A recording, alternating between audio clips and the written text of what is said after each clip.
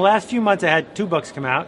One is called Poke the Box. Poke the Box is about the notion that in a world that's changing fast, the biggest rewards go to people who are taking initiative as opposed to waiting for something to happen to them. And my latest book, which is a limited edition, is called We Are All Weird. And the argument of We Are All Weird is that there's this normal distribution, this curve that shows the mass market in the middle, and it's leaking, right? That the masses are finding things they like better than average. And as it moves to the edges, it's people who market to the edges and embrace the edges that are embraced by the audience. Well, most people think marketing is a task.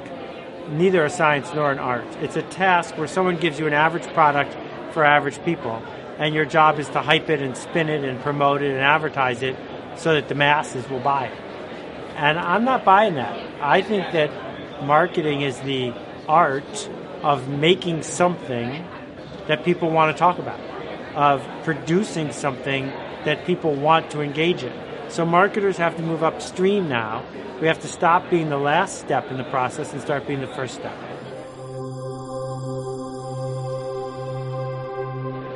What's next doesn't matter. It's what's now. What's right now is, for the first time ever, you can reach the world. Right now, we're in the connection economy, this notion that we are connecting people to one another. If you wait for the next thing, you're going to be waiting a really long time. This is the next thing. You know, it doesn't count until you ship it. It's not art until it meets the market. It's just meetings. And meetings are a waste of time. You've got to figure out how to engage. You've got to figure out how to be in the world if you want to find out what's going to work. Well, I think it's 3 things. Don't go to meetings. Don't have a television. Right there, that's 12 hours a day that I get that most people don't. And figure out what you're not going to do. I don't tweet. I don't use Facebook. People think I'm an idiot first to say I'm not going to do that. But if I can't do it well, if I'm not willing to engage in it in a way I'm proud of, I'd rather not do it at all. You know, I think a big part of it is showing up every day for, 7 or 8 or 10 years.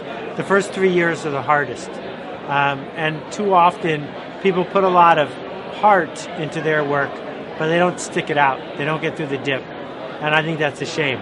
You know, the early stuff I did 25 years ago isn't as good as what I was doing now. So I'm really glad I've been doing this for 25 years.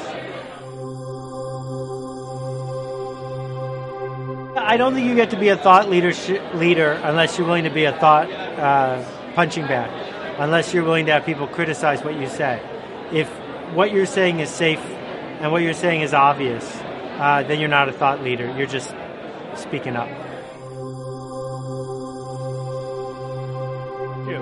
I think that we usually get advice not to do stuff, and too often we don't listen to the advice where someone says, "Go make a ruckus." And every time I go and I make a ruckus, I'm pretty glad I did.